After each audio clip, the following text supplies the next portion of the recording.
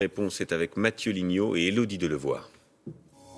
Elle sublime les plats, la truffe, un champignon de luxe au parfum puissant, un bijou culinaire. C'est un petit peu le diamant de la cuisine, c'est un des produits les plus nobles qu'on puisse avoir. Chaque année, il ne se vend que 100 tonnes des meilleures truffes noires ou blanches dans le monde. Le produit est donc rare et cher, 1 000 € le kilo pour la truffe noire du Périgord.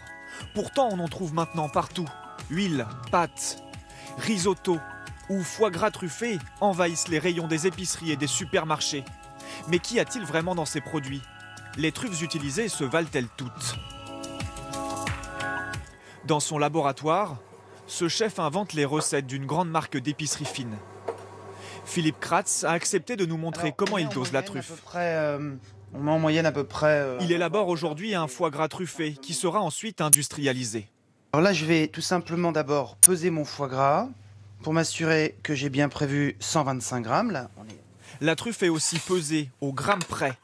Tout est calculé. Le cuisinier ne doit pas se tromper pour être conforme à la loi. 1% qui nous permettrait d'appeler un foie gras à la truffe 1% de truffe à l'intérieur. 3% qui va nous permettre d'appeler notre foie gras le foie gras truffé.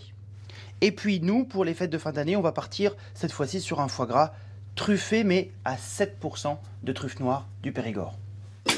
Problème, de nombreux fabricants ne respectent pas ces pourcentages. C'est ce que pointe une enquête de 60 millions de consommateurs. Un tiers des produits analysés est jugé non conforme. Les grandes marques visées par l'enquête ont refusé de nous répondre. Nous nous sommes rendus dans un de leurs magasins en caméra cachée.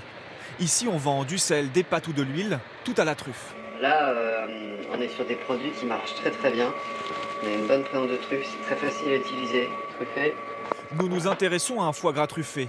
Et voici ce que nous dit le vendeur. Après, c'est une question de goût. Ça perd en goût, ça perd en texture. On a plus quelque chose de spongieux, presque caoutchouteux. Là, il est bon, mais mieux vaut avoir un bon foie gras, une petite truffe que vous mettez dessus, plutôt qu'un foie gras qui est cuit avec la truffe.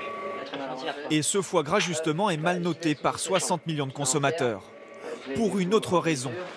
Sur son étiquette, aucune précision sur la variété de champignons utilisés. Seulement le mot truffe. Insuffisant. C'est pourtant une obligation légale. Car toutes les ne valent pas.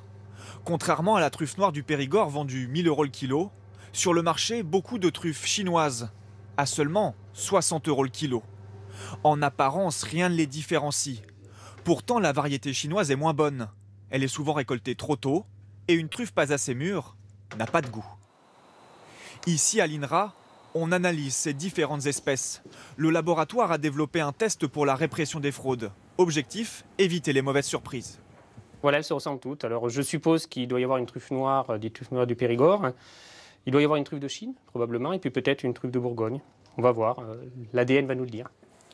Les truffes sont broyées, puis mélangées à de l'azote liquide, avant de passer dans cette machine qui en extrait l'ADN, leur carte d'identité génétique. Résultat, 1h30 plus tard. Voilà, donc on a un signal qui est bleu, ici. Donc ça veut dire que c'est une truffe de Chine, Tuber indicum. En 2014, grâce à ce test, l'État a classé non conforme plus de la moitié des produits truffés analysés. Car utiliser de la truffe chinoise sans le préciser est illégal. Mais que valent certaines de ces préparations à la truffe, une fois dans l'assiette? Christophe Pohard est un chef étoilé. Une Saint-Jacques, un œuf brouillé pour suivre une riz de veau, une langoustine. Il a fait de la truffe sa spécialité. Nous lui avons fait tester 3 foie gras truffés, l'un artisanal, 2 industriels, le premier bien classé, l'autre non réglementaire. Donc déjà, je cherche la truffe. Je ne sais pas où elle est. La truffe, je la sens pas. Je sais même pas quelle est la truffe. Sur le second, la truffe est bien plus visible, sous une forme étonnante. Et je me rends compte que ce n'est pas de la truffe complètement. C'est une sorte de gelée, vous voyez, très dure. Et enfin, pour le foie gras artisanal. Là, je suis vraiment en train de manger un foie gras à la truffe. Vous avez ce gras du foie, et derrière, vous avez ce parfum noisette de la truffe qui est là, qui est magnifique. Pour les produits truffés, la carte des restaurants ou les marchés, chaque année, 50 tonnes des meilleures truffes sont récoltées en France.